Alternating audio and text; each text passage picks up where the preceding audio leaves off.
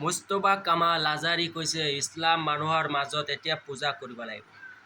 পূজা কৰিবই লাগিব, কিয়নো আপোনালোকে ইছলাম মানুহৰ মাজত এতিয়ালৈকে আপোনালোকে পূজা কৰিব লাগিব আৰু পূজাৰ পৰা আপোনালোকে আঁতৰি আছিলে, কিন্তু পূজা কৰাৰ কেতিয়াও পাপ নহয়। এতিয়া মুস্তফা কামাল আজাৰী কৈছে, মানে পাপ হয় না গুনাহ হয় সেইটো মই ক'ব নোৱাৰোঁ, কাৰণ আমাৰ ইছলামৰ কাৰণে শুনি আহিছিলোঁ, তেতিয়া সৰুৰ পৰাই শুনি আহিছিলোঁ ইছলামৰ কাৰণে পূজাটো আমাৰ ইছলাম মানুহৰ কাৰণে মানে হাৰাম বুলি কৈছিলে, মৌলানাবিলাকে কৈছিলে। আৰু মুস্তফা কামাল আজাৰী এতিয়া নতুন আমল আনিছে, কৈছে পূজা ইছলাম মানুহৰ কাৰণে হালাল হয় আৰু পূজা আপোনালোকে কৰিবই লাগিব। এইটো মুস্তফা কামাল আজাৰীৰ জবাব।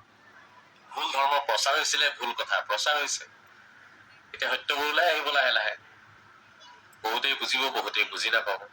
মূৰ্তি পূজা নকৰিলেতো মানুহ স্বৰ্গ নাপায়, নাযায়। ইছলামে আদেশ দিছে মূৰ্তি পূজা কৰিবলৈ কাৰণে।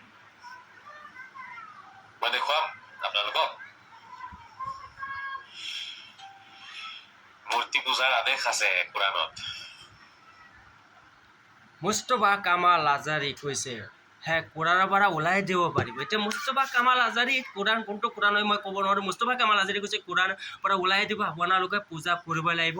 আৰু পূজা কৰে না নকৰে সেইটো বেলেগ কথা। মুস্তফা কামাল আজাৰী এইটোও কৈছে, কোনোবা মানিব কোনোবা নামানে। আৰু মুস্তফা কামাল আজাৰী চাওক, এতিয়া কৈছিলে এবাৰ, এতিয়া আমাৰ নতুন বছৰ আহিছে, এতিয়া দিনটো অলপ চেঞ্জ হৈছে। এতিয়া আপোনালোকে অলপমান বস্তুবিলাক সলনি কৰিব লাগিব, আপোনালোকৰ মাজত অলপমান বস্তুবিলাক সলনি কৰিব, ইছলামটো অলপ সলনি কৰিব লাগিব। মুস্তফা কামাল আজাৰী বেলেগ এটা ভিডিঅ'টো কৈছিলে বাৰু, বস্তুবিলাক অলপ সলনি কৰিব লাগে, সলনি কৰিব লাগিব আৰু পূজা কৰিব লাগিব।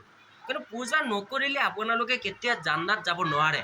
এতিয়া কি কৰিব? পূজা কৰিব লাগিব। বাপৰে ভাই, ইমান ধুনীয়া, ইমান এতিয়া এইখন পৃথিৱী পৰে, এতিয়া আমি আকৌ ৰিটাৰ্ণ যাম, এতিয়া আমি জান্নাত বিচাৰিম না জাহান্নাম বিচাৰিম? আপোনালোকে মোৰ কমেণ্ট বক্সত জনাব। কোনেওতো নিবিচাৰে জাহান্নাম, কোনোবা বিচাৰিব নেকি? কোনেও নিবিচাৰে, ময়ো নিবিচাৰোঁ। চবেইতো আমি জান্নাত বিচাৰোঁ না। তে পূজা কৰিব লাগিব।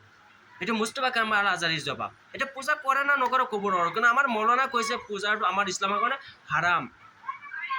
বাকী কিমান আপোনালোকৰ ওপৰত দিলোঁ, কি কৰিব, কি ৰায় ল'ব সেইটো আপোনালোকে জানে, আৰু মোৰ কমেণ্ট বক্সত অলপ জনাব।